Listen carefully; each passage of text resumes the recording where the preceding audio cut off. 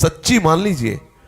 काम है नहीं, माना हुआ है, और प्रभु है हम उन्हें मानते नहीं, इसलिए दुर्दशा है। समझ पा रहे हैं आप? हाँ बिल्कुल, एकदम बेपरवाह। अरे यार हम प्रभु के हैं, हो प्रभु के हैं, एकदम मस्त रहो। और दूसरी बात, इस मस्ती को बचाने के लिए नेत्रों को बचाइए। हम नेत्रों को थोड़ा सावधान रखें, इनमें बहुत चंचलता है इधर उधर ना। उसको बुलावा मत दीजिए, वैसे ही दुश्मन बलवान है, और उसको बुलावा ऊपर से दो, और फिर उसको नाश्ता पानी पवाओ, फिर उसके आगे हाथ जोड़ो, तो समझ गया भयभीत भी है, हमारा स्वागत भी हो रहा है, हमारा आदर भी है, तो काहे को जाएगा। और आदर मत करो, कुछ खवाओ पियाओ मत, उसको नजर मत दो, कितनी बार आएगा, अपने आप चला जाएगा। समझ रहे जी? क्योंकि वृत्ति बहिर्मुख रहेगी काउंटर में, तो उस समय तो हमें लगता है कि सब रख देना चाहिए, माला भी और काउंटर भी। सीधे शवासन में लेट के एकदम ध्यान पूर्वक मंत्र में शयन कर जाओ। जितनी देर होश रहे मंत्राकार वृत्ति, ऐसा अभ्यास करो।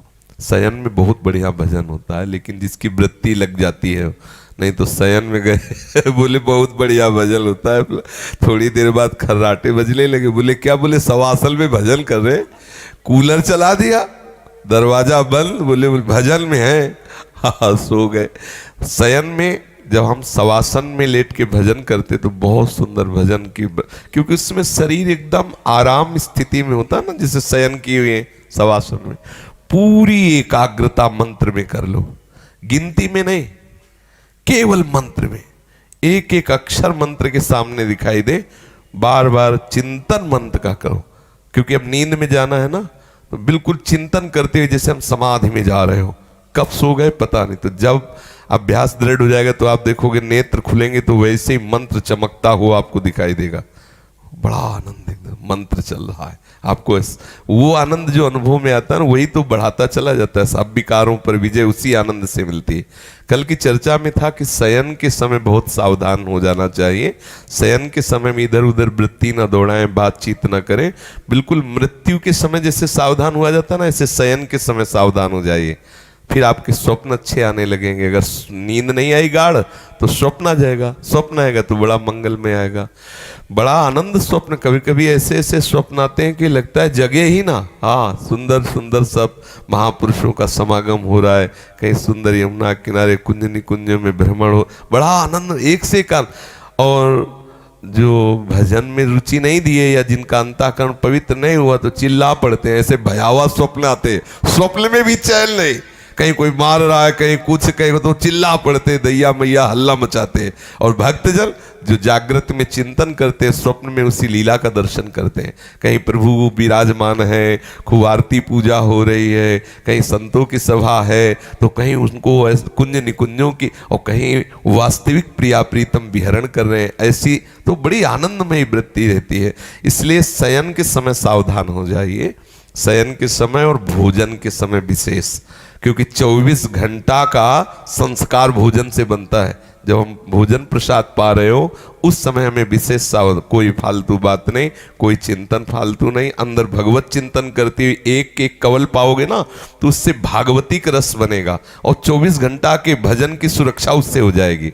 अब हम भोजन के समय असावधान हैं तो 24 घंटा की असावधानी हम मतलब अपने में संग्रह कर रहे हैं। 24 घंटा की असावधानी, जैसे हम विषय चिंतन या गंदी बातें चिंतन या गंदे दृश्य देखते हुए भोजन, 24 घंटे वो चिंतन आपके बस जाएगा, क्योंकि भोजन नस नाड़ियों में जाके वैसे ही संस्कार बनाएगा। समझ रहे ना?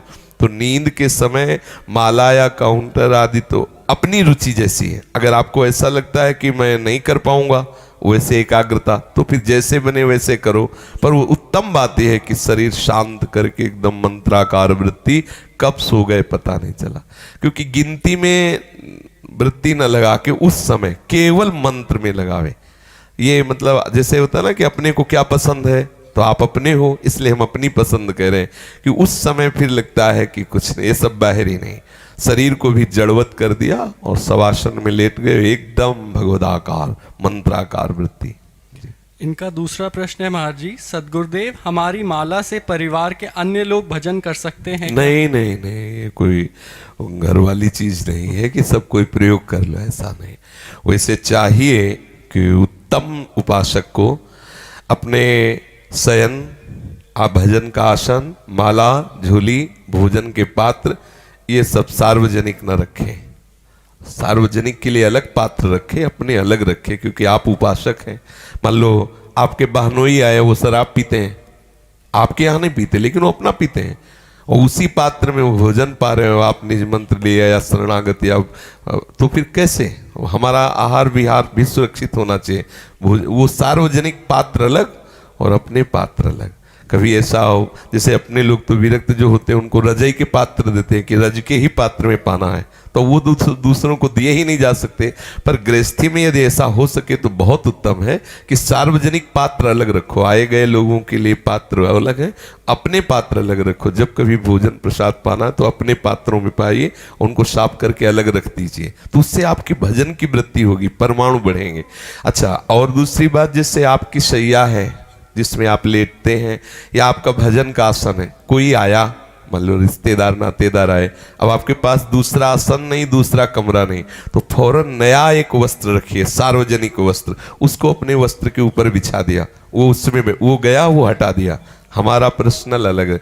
ये थोड़ा करने से आपको परमाणु मिलेंगे भजन के, जिससे आपके भजन की, और कहीं ऐसा हो कि आपका भजन कक्ष एकदम अकेला है, फिर तो बढ़िया बन गया, उसमें किसी का प्रवेश ही ना हो, ठाकुर जी विराजमान है और आपका वो अलग साधना कक्ष है, सार्वजनिक बैठने उठने खाने पीने और रहने की। अगर किसी के पास, लेकिन सबके पास ऐसी व्यवस्था नहीं हो सकती, तो ऐसा कर ले।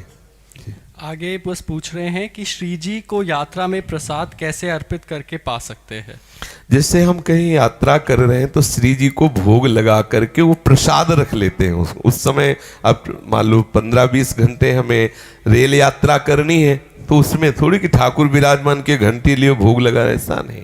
उस समय हम प्रसाद रखेंगे, और जो अपने ठाकुर जी उनको किशमिश या पेड़ा का ऐसे भोग लगा लिया सहज में।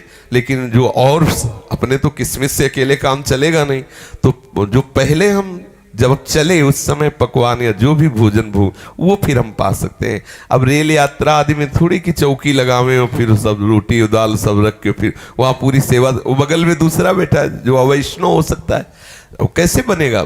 तो उस समय क्या करें, अपने जैसे बैग में या कहीं ठाकुर जी विराजमान, तो उनको ऐसे दिखा दिया मीठा आदि और बस शयन करा दिए, और वो जो पहले प्रसाद भोग लगा हुआ उसे हम पा लेते हैं, ऐसे करते हैं। तो 5 दिन ये यात्रा होती रहेगी, ऐसा भी होता है। 5 दिन की लंबी यात्रा थोड़ी ऐसी होगी किसी की। का प्रसाद लेकर के आए 5 दिन के लिए, और 5 दिन का अगर प्रसाद विश्राम हो गया तो प्रसाद के कुछ कण बचा लिए। इतनी यात्रा कैसे हो सकती है? नहीं, यहाँ श्री जी को वहां पे लगा लिया, झांसी में श्री जी को लगा करके झांसी से लेके आ गए बैग में, और वो पा लिया। कहाँ है आप? वृंदावन में? जी जी। तो केवल यात्रा की बात है, ये तो घर है श्री जी का, वहां तो तुम्हें भोग लगा रहे, या तो कहीं भी वो महाप्रसाद है। बिहारी जी, राधा वल्लभ सब जगह किनका मिलता है, ये थोड़ा किनका लिया, और जहां भी भोजन पाना, मान लो जैसे आपके पास बिहारी जी, राधा वल्लभ जी का किनका है, आप किसी, ये सब यहाँ जितने भोजन मिलते हैं ना, ये सब इसी भूमि पे तैयार हुई, जैसे रोटी दाल सब्जी, जो जिनको हम अपनी भाषा में होटल कहते हैं। यहाँ के होटल नहीं है, ये धाम के हैं। अगर बैठ के वहाँ आप रोटी दाल सब्जी ले लेते हैं और प्रसाद मिला देते हैं, तो महाप्रसाद ही है, इस भूमि पर तैयार हुआ। समझ रहे ना? हम तो यात्रा की बात केवल कर रहे हैं जी, होते वो नहीं सुनते। मनोरंजन वाली बात अलग है, बच्चा को ताली बज रही, तबला बज रहा, नाच रहे, लेकिन जो उपासक होते हैं उनकी श्रवणेंद्री नशेबाज होती है, उनको रसिकाचार्यों के पद केवल सुनने में अच्छे लगेंगे। प्राण रमि रही हरिवंश वाणी, और नहीं। तो ये जितने आचार्य हैं, अब इनके पद देखो, उनके पद देखो, तो आप भाव में डूबते चले जाओगे, क्योंकि वो कवि की कल्पना नहीं है कि वो तुकबंदी जोड़ी गई, वो तो सामने जो देख रहे हैं वही बोल रहे हैं। इसलिए आचार्य पद पर ही हमारी भावना है, उन्हीं की निष्ठा। इसके अलावा कोई कितना भी बड़ा कवि हो, उन पदों का हमारे, हाँ राधा नाम कृष्ण नाम बोल रहे, इसलिए प्रणाम निंदा नहीं है, लेकिन हमें रुचेगा नहीं। हमारे सामने आचार्यों के पद गाए जाए तो ऐसा, वो चाहे स्वामी हरिदास जी को, चाहे उसी भट्ट देवाचार्य और हरिव्यास देवाचार्य, ऐसे किसी भी आचार्य महापुरुष के हो तो ही हमें अच्छे लगेंगे, अन्यथा श्रवणेंद्री को रुचेगा। और वो दम ही नहीं है उनमें कि वो सामने ला सके सब जो हमें चाहिए, क्योंकि हमें केवल सुनना थोड़ी है, हमें तत्काल चिंतन करना है। अब वहां चिंतन किया ही नहीं गया, केवल शब्द की तुकबंदी, तो एकदम थोथा वो हट जाएगा, वो पकड़ में ही नहीं है। अब आचार्य जो गा रहे हैं पकड़ो तो एकदम लाइन मिल गई और वो चला जा रहा है, वही स्वरूप में पहुंचा दिया उस शब्द ने। समझ पा रहे जी? जो हम कहीं भी संकीर्तन होता है तो श्री जी का या प्रियालाल जी का जो भजन होते हैं, नाम कीर्तन या पद कीर्तन आचार्यों द्वारा, अन्यथा नहीं। ये इसमें हमारी अनंतता, बस कहीं भी नाम कीर्तन हमारे प्रिया प्रीतम का, पद कीर्तन आचार्यों का, इसके अलावा नहीं, उपासक को नहीं। अब गृहस्थ आदमी है तो प्रपंच से अच्छा ही है, थोड़ी देर बैठे अपना नाच लिए, ताली बजा लिए, लेकिन यहाँ तो हृदय की खुराक है, वही वही जीवन है हमारा। हमारे लिए मनोरंजन का टाइम नहीं, हमारे लिए थोड़ी कि चलो भाई थोड़ी देर मनोरंजन कर ले, नहीं, उसी थोड़ी देर में हमारे पूरे जीवन की बाजी हार सकते हैं। इसलिए हर समय हर पल सावधान रहना। नाम संकीर्तन या आचार्यों की वाणी, आचार्यों की वाणी का गायन हो रहा तो, अन्यथा नहीं, ना, फिर तो सावधान रहना चाहिए। ऐसी सभाओं में नहीं जाना चाहिए जहां आचार्यों की वाणी नहीं गाई जा रही और जहां महामहिमा में नाम कीर्तन नहीं हो रहा, और तुकबंदियां हो तो सब चलती रहती है। और लोक के लिए वो मंगलकारी है, लोक के लिए वो मंगलकारी है, वो निंदनीय नहीं है। लेकिन अपने लिए वो, अब जैसे अपने को जो चाहिए वो नहीं है ना, तो अपने लिए जो बेचारे विषय में लगे उनके लिए तो अच्छा है, थोड़ी देर के लिए अच्छा, लेकिन अपने लिए नहीं। अपने लिए उसी थोड़ी देर में कोई ऐसी चूक हो सकती है, कोई ऐसी चिंतन वृत्ति फंस सकती है जो हमारे एकांत को नष्ट कर दे। इसलिए साधक को सावधान रहना चाहिए।